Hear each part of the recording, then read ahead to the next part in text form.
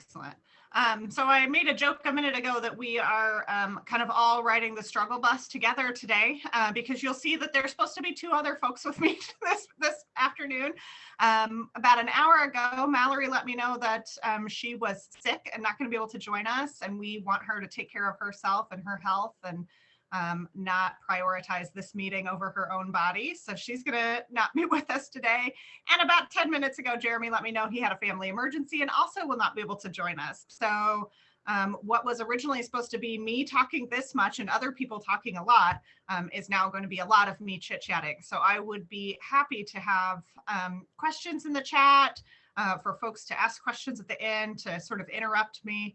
I am happy to sort of share that time, but we're just going to make it work together, and I feel fine about it, friends. We're going to do great. I'm not worried about it at all.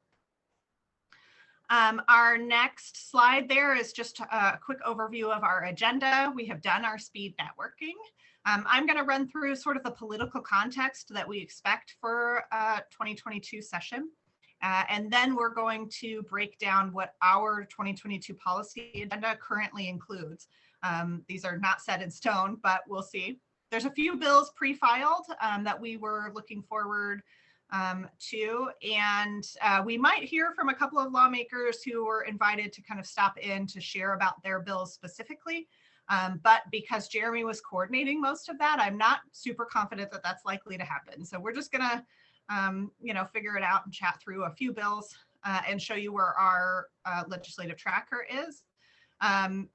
We had an opportunity to share some hopes for what our year might look like. And I might, put Christine and Nachelle, some of our staff, on blast a little bit and to share their own experience and their own thoughts. We have a few Empower Missouri announcements and then we'll be done for today. This is just an hour-long meeting, so we'll be just fine. So the next slide that we'll see is just kind of a breakdown of the composition, of our legislature, our state legislature.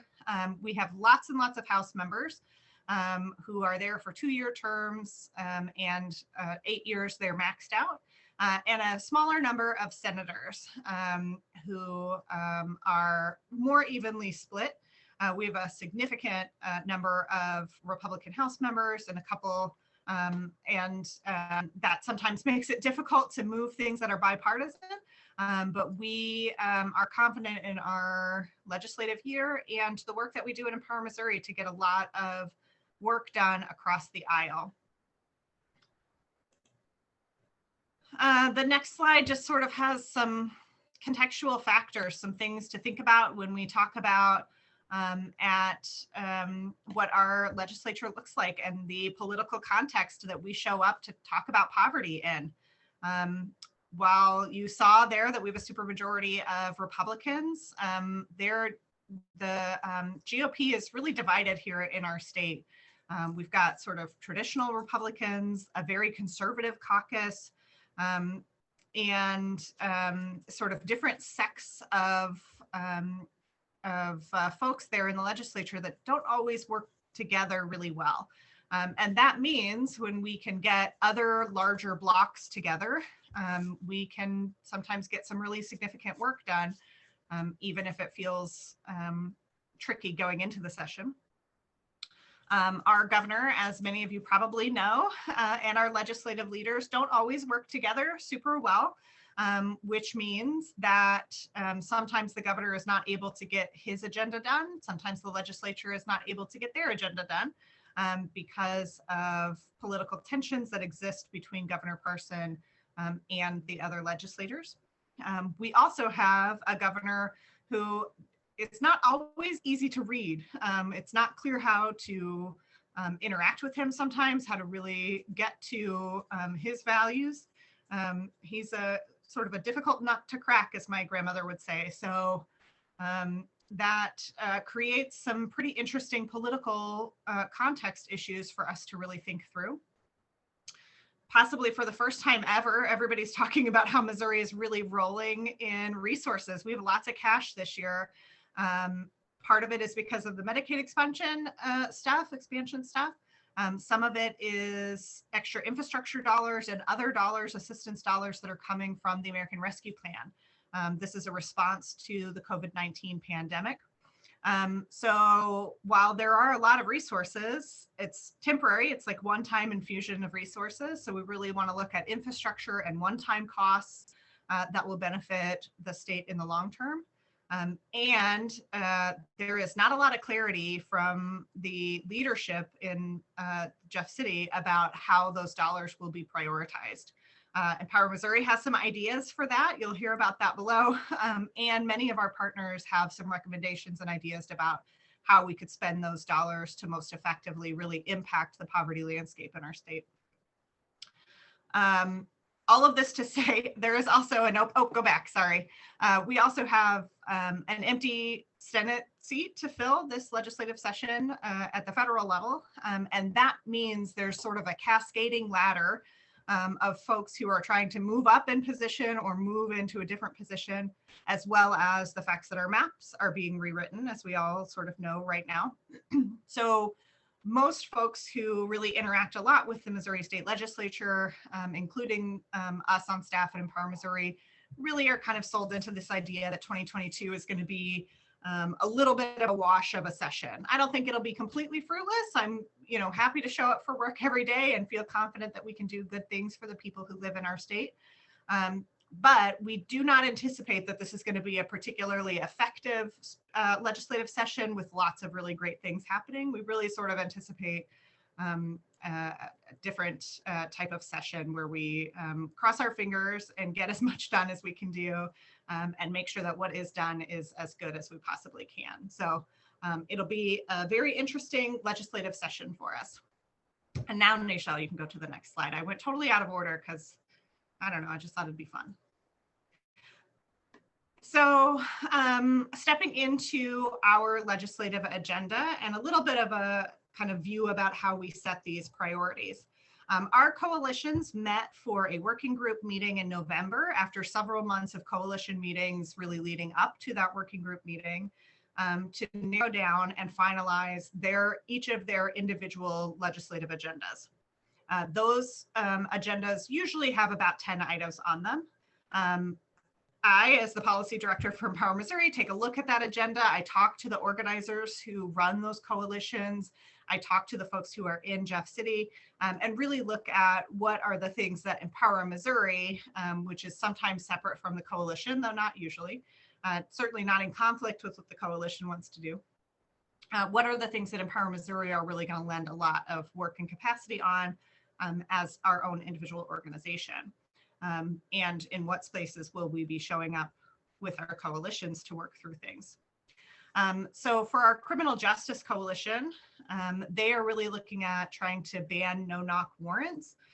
This was at one time part of the police reform bill that passed last legislative session. It did not make it through the finish line.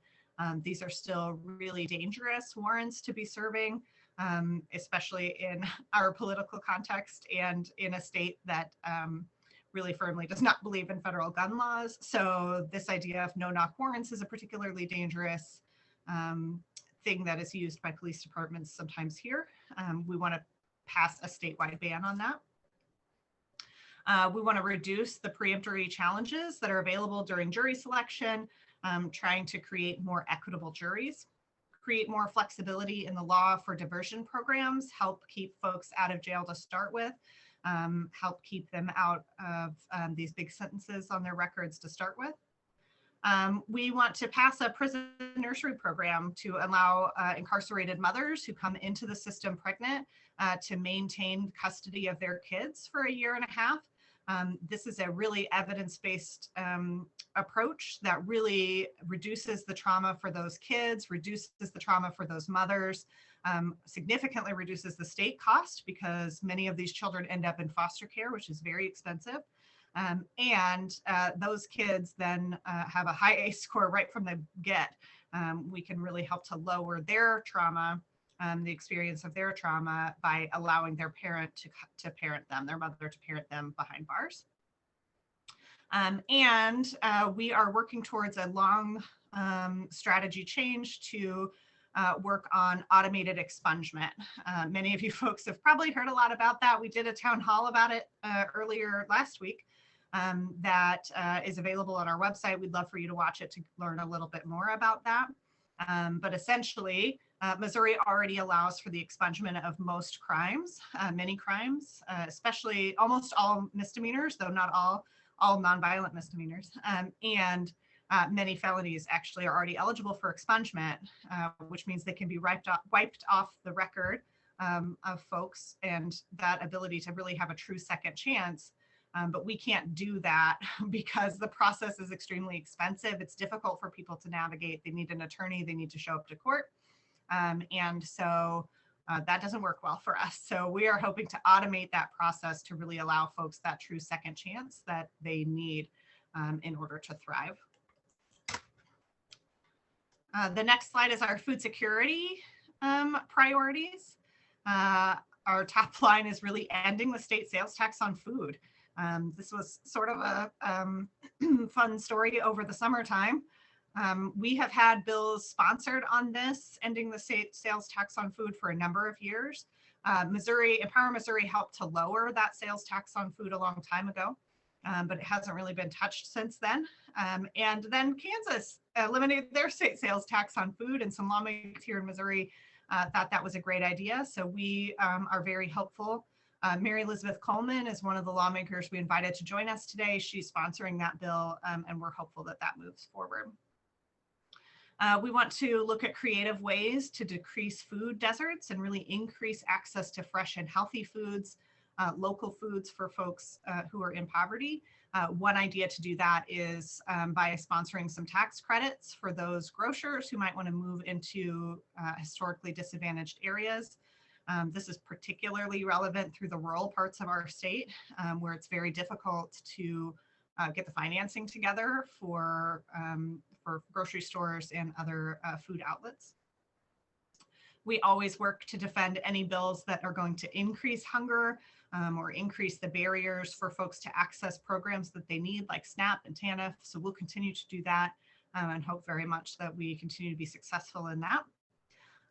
And we have really been looking at programmatic improvements across lots of different programs that we use to fight hunger in our state, but specifically the summer EBT program. This was a federal program that was sponsored for households who are eligible for free and reduced lunch, but not for food stamps. There's a gap there for folks who don't know, of households that qualify for free and reduced lunch, but not for food stamps. This provides some food assistance for those households over the summertime. There were a lot of issues with last year's, and many of those granted programs have not gone out, those resources for households. I was in a meeting this week where somebody was very clear, you can't retroactively eat. So when we send out, since many households who qualify for summer EBT from last summer, 2021, still haven't received it, we really need to be more careful about how we do it for 2022 so that those households get the assistance when they need it. And then finally, the Affordable Housing Coalition has a number of priorities. The first one being supporting Missouri tenants. That really is looking at not just programmatic improvements to MHDC and rental assistance and other things, but Missouri is out of compliance with the Fair Housing Act. We lose about $500,000 worth of research. Yes, thank you. Thanks, Christine. We do need the next slide. Thank you, Nashal. I appreciate that. Missouri's out of compliance with the Fair Housing Act. Bringing us back into compliance supports tenants. It supports their right to bring fair housing complaints against landlords and banks who are not, properly working with them, and bring some more resources back into our state. We're looking at increasing the funding mechanism for the Missouri Affordable Housing Trust Fund. Senator Lauren Arthur has sponsored a bill about that. The Affordable Housing Trust Fund, Empower Missouri helped to pass the original first time around many, many years ago, but it hasn't been updated. The funding mechanism hasn't been updated in a number of years. It's currently funded by a $3 fee that you pay when you purchase real estate. It's on your deed transfer fee. So when you purchase real estate in our state, $3 of those zillions of dollars that get tacked onto the sale price of that home goes to the Affordable Housing Trust Fund. It is significantly underfunded, and while this is a really flexible pot of money that could help us really truly end homelessness in the state, we aren't able to really do that because there's not enough money in that pot. So helping to increase that funding mechanism is really important. We certainly want to use American Rescue Plan dollars for housing in our state. One idea is to provide some capital infusions to municipal housing trust funds and to put some extra in the statewide housing trust fund to really help offset the cost of new development, to offset the costs particularly of rehabs when we can take homes, make them safe and livable, and then rent those out or provide them with like land restriction deeds. That's a great opportunity for us. And the Affordable Housing Trust Fund wants to improve housing stability for people with past criminal records by passing that clean slate legislation that's included in our criminal justice work, and looking at instituting low or no cost non-driver's IDs for people who are experiencing homelessness. It's very difficult to secure a job without a driver's license. It's very difficult to secure housing without employment. So helping to reduce those barriers to vital records is really important for our folks who are currently experiencing a housing burden. The next slide is bills we're watching, and I think I saw in the chat that I think Representative Mary Elizabeth Coleman has joined us. She has sponsored the bill around state food sales tax. That's House Bill 1992. Are you here, Representative? I'm here. Thanks for having me. I'm standing outside, and because I have a kid who came home from taking finals with a migraine on the couch. So I hope standing in my front, kind of in the garage. Yeah. Oh, that's so tough. I hope that kiddo is well, and we won't keep you for long. Representative, we just wanted to hear a little bit about why you wanted to sponsor this bill and what your hopes are for it, and your hope for the legislative session.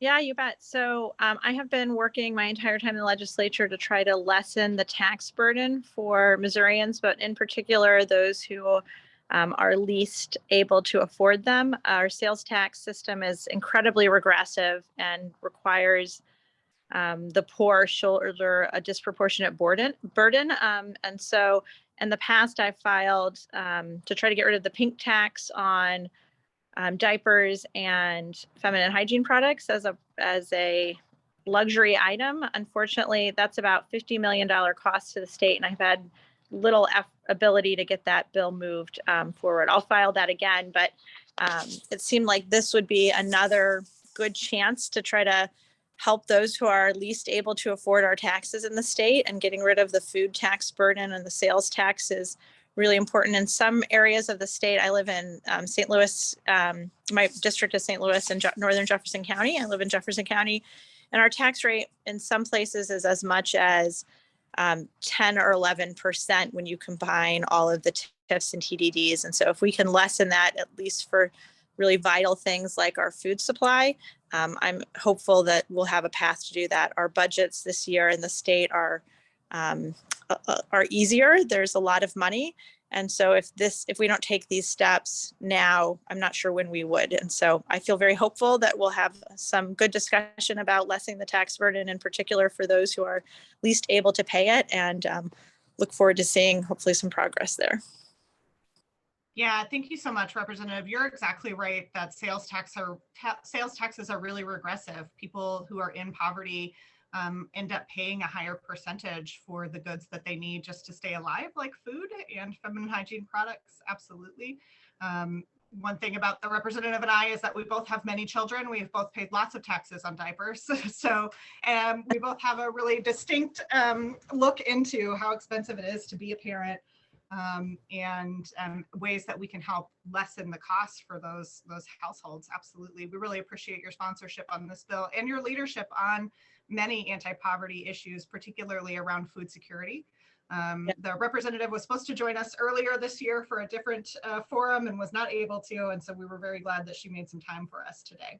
Well, thank you for the work you do. I want to just say that the work that you guys have done at Empower to highlight food insecurity and the ways that our public policy impact the poorest among us is incredibly laudable, and I appreciate your advocacy. And so thank you for those of you who are on this call and for the work that you do and bringing awareness to these important issues. So thanks for having me, and thanks for the work that you guys do.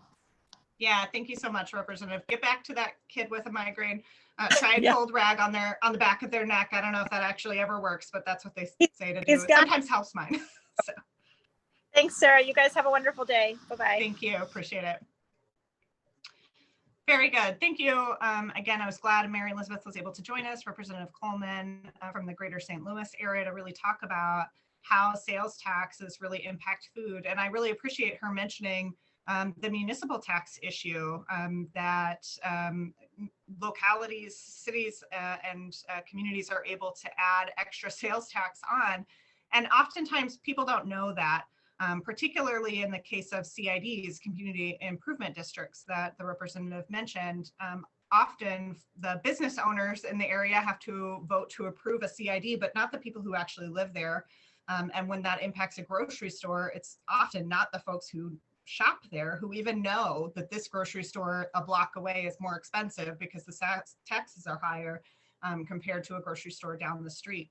And the representative is exactly right. There are places where sales tax gets up to 10 or 11% because state tax, municipal tax, and then CIDs or other types of additional taxes that are used in the community really stop people from being able to access healthy foods. And that's very difficult for us.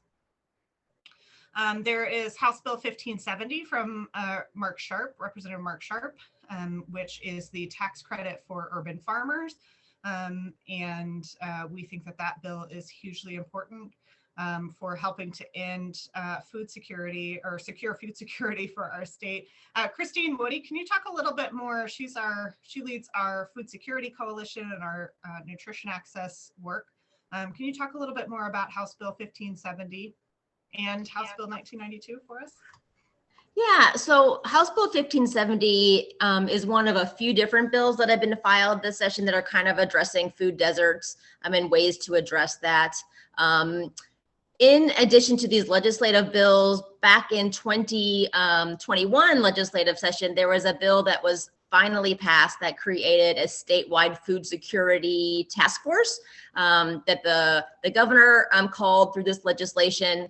It's set up with the Department of Agriculture and a lot of advocates and food banks and other legislators and entities with the charge to talk about food access and food deserts. That task force is going to be meeting this year and next year with the hopes of kind of coming up with some policy solutions and ways to really address food access. So I'm hopeful that after this task force, some legislation, some policy changes that can really pass and be impactful. But some of these bills that are being filed this year, I think, are great kind of starting points and kind of can start the conversation with legislators. So I'm probably not 100%, accepting that it's going to probably pass. Any of these bills regarding food deserts and food access may not pass and be signed into law this year. But I think all of these bills, including this one from Representative Mark Sharp, could be used as a great kind of a conversation starter, which I think we're going to be spending a lot of time doing this legislative session, really talking with legislators about what a food desert is. I know we had some conversations last year with some of the legislators, and they had the question of like, I've never heard the word food desert. I don't know what that is. So some just base level education about, food access, that food deserts aren't just a rural thing. They're not just an urban thing. The idea of really helping people access healthy food. So some of these bills that have been filed this year, I think are going to be great conversation starters and education opportunities that we can use to talk to legislators that in, the next couple of years, some real policy change can happen. The House Bill 1992 that Representative Coleman has sponsored, she did a great job explaining that, especially right now when we are flush with a lot of extra budgetary income. Any ways that can relieve the burden for those lower income families where the proportion of what they're spending on food is increased much more than individuals who have a lot more income. So I'm really hopeful with her support, with the way the legislature is set up with the supermajority. Anyone who is in the majority party has a much easier time getting bills through committee and on the floor. So having someone in that majority party as a sponsor, I think will help us at least have the conversation and get some good debate happening on some of these issues. So That's what we're kind of looking forward to doing this session, spending a lot of time educating legislators about what food insecurity is, and that really does exist in their districts. Yeah, Christine, there is nothing that is more bipartisan than poverty, right? Poverty impacts people across all sorts of political spectrums. And so we are always really thankful when folks are really willing to acknowledge that and talk about it and talk about the ways we can end poverty in our state, because it's absolutely doable. And we're really glad to have so many folks joining us on that conversation. Oh, go on back, Nashelle, we're not done yet. Sorry, good. So for, yeah, very good. Thank you so much, Christine, I appreciate that. Representative Brewster Groot has sponsored House Bill 1897, which will establish a prison nursery program for us. We talked a little bit about that previously. That's the idea that we can enable mothers who are incarcerated to parent their children, which is the best for them and best for those kids, and best for the overall system. There is lots of really successful literature and evidence around about how great those are for folks, how they reduce recidivism, and they're just a general benefit to the system. And that's available lots of places, including we've written about it at Empower Missouri. So we're hopeful that that bill moves forward. This is a great time for us to look at that. In the past, when we've examined the possibility of that in the state of Missouri, it's been the construction costs, the like one-time costs of putting together that nursery program that has been prohibitive. So let's try to use some money that we've got right now to get that done. And then Senate Bill 914 is from Senator Lauren Arthur, and will increase the fund for the Affordable Housing Trust Fund, as we said, as we talked about. Those dollars can be used for rental assistance, utility assistance, new construction, rehab. They can be used for homeowners who need rehab in the homes that they own in order to stay stably housed. If they need ramps and other things built up, that's a possibility there. So that Affordable Housing Trust Fund is so significant in our overall work to end poverty.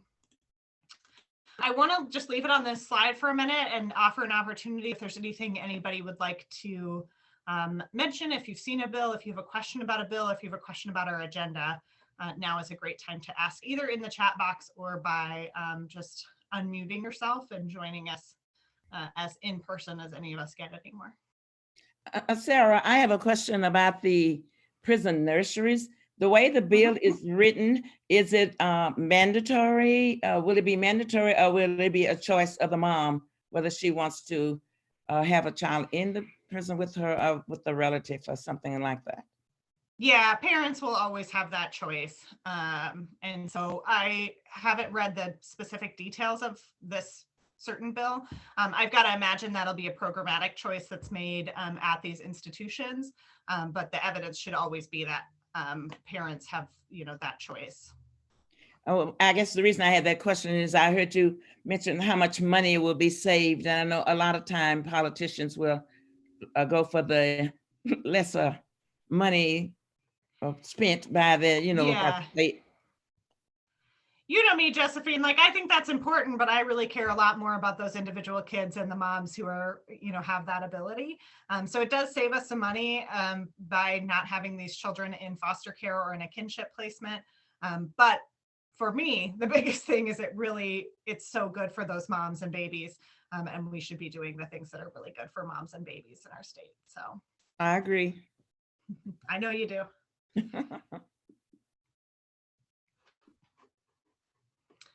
There was a comment in the chat about the Columbia Center for Urban Ag able to donate 38,000 pounds of produce.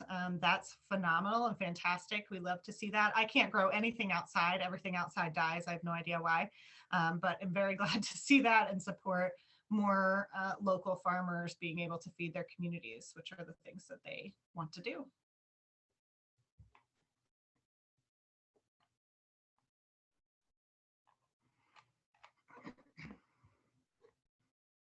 All All right, we'll have another opportunity to ask questions and share thoughts here, but we'll go ahead and move on to some really quick, they're basically just announcements and information. So the ways to get involved with our organization are various. There are lots of ways.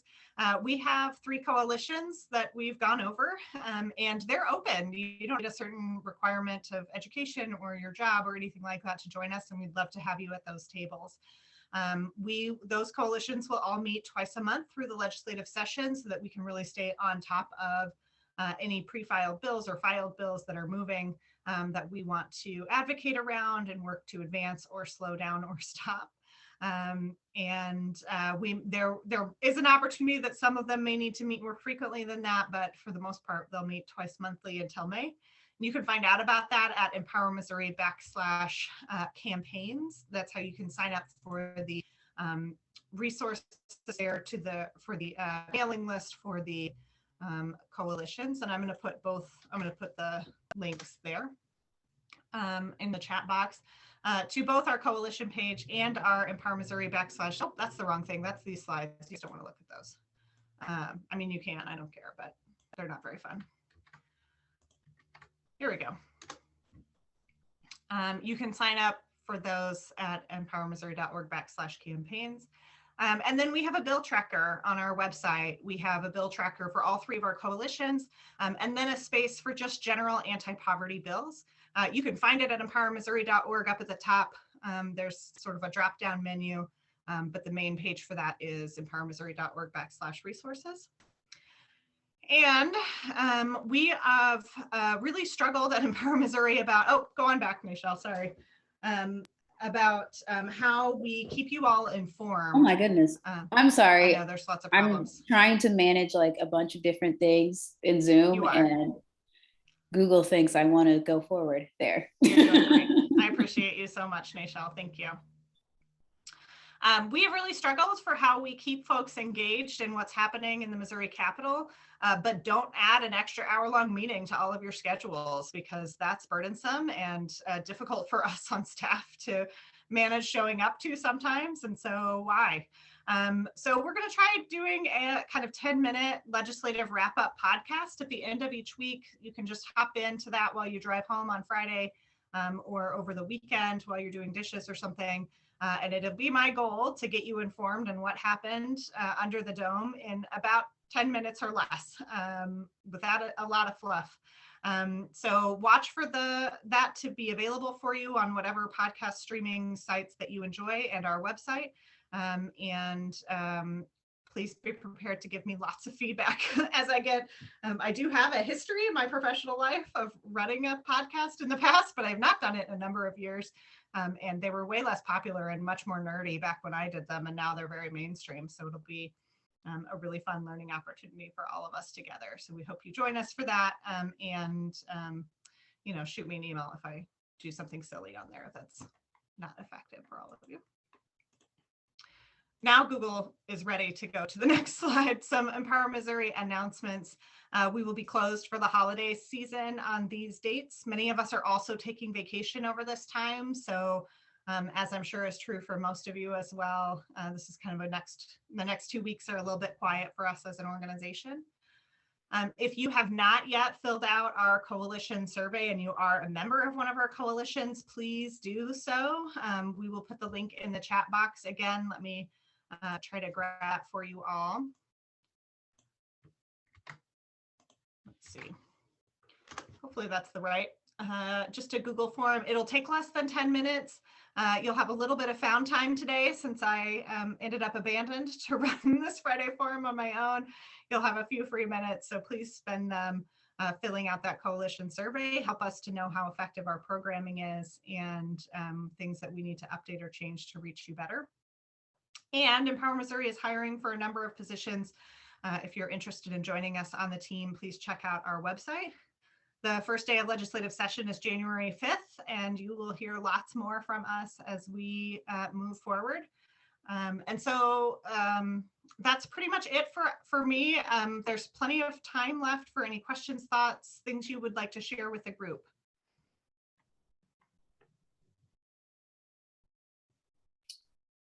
I just put in the chat a link. Thank you, Kate.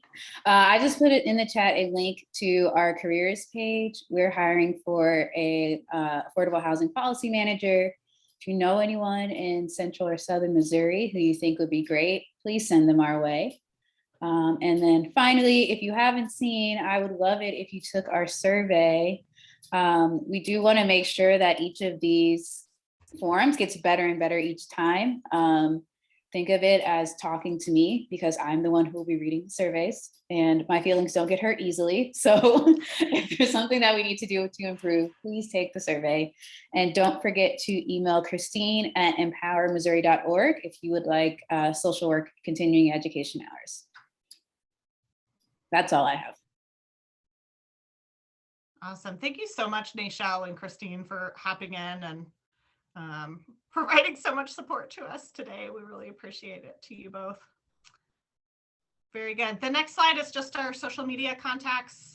We'd love it if you follow us. We are solidly team follow back, so we'd be happy to interact with you there. And then our contact info. As always, I'm very available via email. It's just sarah@empowermissouri.org. And I'm always happy to chat with any of you about basically anything, migraine fixes or legislative bills included. Did you see the one comment, Sarah? From Mary, this, it just came through here for me. Any pre-filed bills that our coalitions should be concerned about? Yeah, always. There are always pre-filed bills that we should be concerned about. All of those bills that we've identified, and if there are any missing, please send them to us, are on our legislative tracker. For the top two that come to mind is there is always a bill adding work hour tracking onto SNAP benefits. So actually that's what I was going to say, Sarah. I don't think it's been filed yet. Yeah, actually, I don't want to speak it out to the world because I'm afraid that it might happen. But at this point, there are no bills. For the last few years regarding SNAP, which is food stamps, there's been bills that have tried to increase work requirements and increase work tracking for families to actually access that. At this point, there are no pre-filed bills that are trying to implement any new work tracking and work requirements. So if everyone could just knock on wood right now while you're sitting at your desk, please, thank you. At this point, there is none of those. There are a couple, one that talks about reducing public assistance for individuals whose children do not meet attendance requirements for schools. That bill was filed last year, but didn't even get a hearing. So I'm not really worried that one will go too far. But at this point, that's really the only one that is really negatively trying to impact the SNAP food stamps program. So I am not confident that there won't be some, but at this point, there has been none pre-filed. Yeah, remember that bill filing goes all the way through February, so it's difficult for us to get too excited about something when we're not even, we're just halfway through December.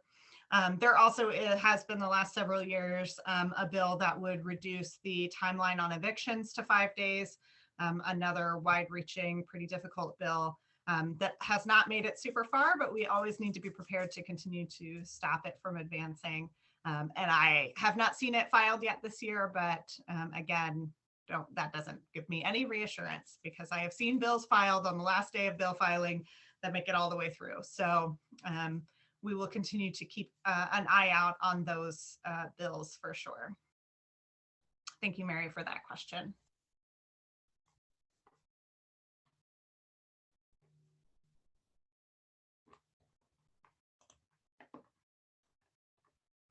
All right, very good. Anything else before we send you all with 10 free minutes for your day?